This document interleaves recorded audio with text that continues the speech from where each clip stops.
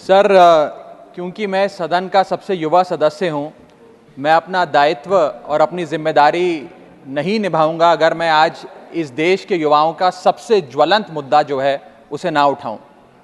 Sir, इस देश में दो शिक्षा व्यवस्थाएं हैं। एक शिक्षा व्यवस्था है अरविंद केजरीवाल जी की शिक्षा व्यवस्था, जिसमें दिल्ली में वर्ल्ड क्लास स्कूल बनाए गए, बढ़िया करिकुलम, क्वालिटी एजुकेशन दी गई और एक शिक्षित भारत का, शिक्षित राष्ट्र बनाने का सपना लेकर आम आदमी पार्टी, अरविंद केजरीवाल जी आगे बढ़े।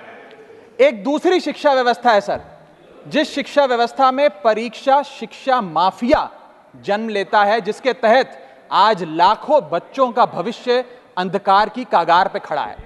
मैं बात कर रहा हूं नीट यूजी और यूजीसी नेट की, जिसमें कुल मिलाकर करीब 35 लाख बच्चों का एग्जामिनेशन हुआ।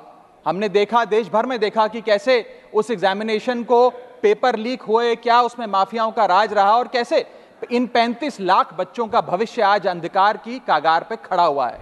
वो 35 लाख बच्चे आज इस संसद टीवी को देख रहे हैं इस उम्मीद से कि शायद उनके अधिकारों की, उनके हकों की बात होगी। भारत देश एक बहुत युवा देश है। भारत की 65% आबादी 35 साल से कम आयु की है। मैं आपको बताना चाहूंगा कि इस दुनिया के सबसे युवा देशों में भारत आता है, जहां जापान की पॉपुलेशन की औसत उम्र 50 साल है, इटली की 48 साल है, जर्मनी की 46 साल है, यूनाइटेड किंगडम की 40 साल है, चीन की 40 साल है। जहां विकसित देश बूढ़े होते जा रहे हैं, भारत देश जवान हो रहा है। भारत की औसत उम्र आज मात्र 29 साल है। लेकिन हमने इस युवा भारत के लिए किया क्या? मैं आपको बताना चाहूंगा कि भारत में दुनिया की सेकेंड हाईएस्ट स्टूडेंट पॉपुलेशन है। अगर आप प्राइमरी, सेकेंडरी और हायर एजुकेशन को जोड़ लें तो कुल मिलाकर 31 करोड़ आबादी भारत देश की स्टूडेंट्स कहलाती है, यानी कि पढ़ाई लिखाई का काम करते हैं। लेकिन उन युवाओं के लिए हमने किया क्या? मैं बताना चाहता हूं कि इस व्यवस्था ने, इंडियन ने उन लोगों के लिए क्या किया। 2 आईपीएल हैं सर इस देश में।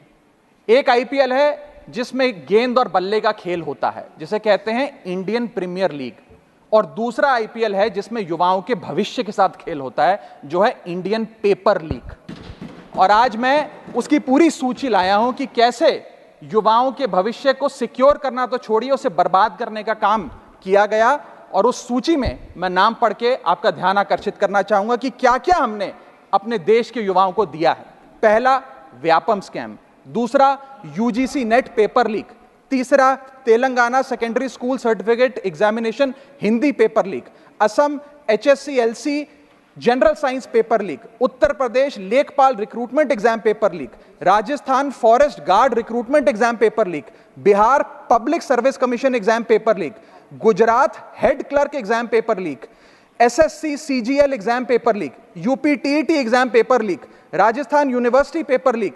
UP PSC paper leak. Maharashtra HSC exam chemistry paper leak. UP police constable qualifying exam paper leak. REET यानी कि Rajasthan eligibility examination for teachers paper leak. Haryana police constable exam paper leak. Himachal Pradesh police constable exam paper leak. Railway recruitment board group D exam paper leak. Orissa teacher eligibility test paper leak. Assam police recruitment exam paper leak. Bihar board का 10वीं कक्षा का भी examination paper leak. Telangana SSC exam paper leak. Karnataka SSC-LC exam paper leak. Delhi university law entrance exam paper leak. Jamia Millia Islamia entrance exam paper leak. UP board exam mathematics और bio का paper leak. Rajasthan teacher recruitment exam paper leak. और इस साल का NEET का 2024 का paper leak. माननीय राघव चड्ढा जी, ये ऑथेंटिकेट करके आप यहाँ मैं दूंगा सर, सारी रिपोर्ट दूंगा। Thank you sir. आज हम अपने देश के युवाओं को एक अच्छी शिक्षा व्यवस्था नहीं दे पाए, नौकरियां नहीं दे पाए, बेरोजगारी चरम पर है, ऑर्गेनाइज सेक्टर की बेरोजगारी चरम पर है और अनऑर्गेनाइज सेक्टर की तो आंकड़ों की क्या बात करी जाए। सर मैं इन स्टूडेंट्स की पीड़ा इसलिए भी समझता हूं क्योंकि मैं खुद स्टूडेंट रहा हूं। इस देश की सबसे one of the most competitive examination chartered accountancy को क्लियर कर यहां पहुंचा हूं सर। मुझे पता है कि क्या पीड़ा होती है जब सालों की आपकी मेहनत पर पानी फिर जाए, क्योंकि एक एग्जामिनेशन, एक पेपर लीक हो जाता है। तब सिर्फ दिल नहीं टूटता, विद्यार्थी, एक इंसान पूरा टूट जाता है, उसका मनोबल टूट जाता है।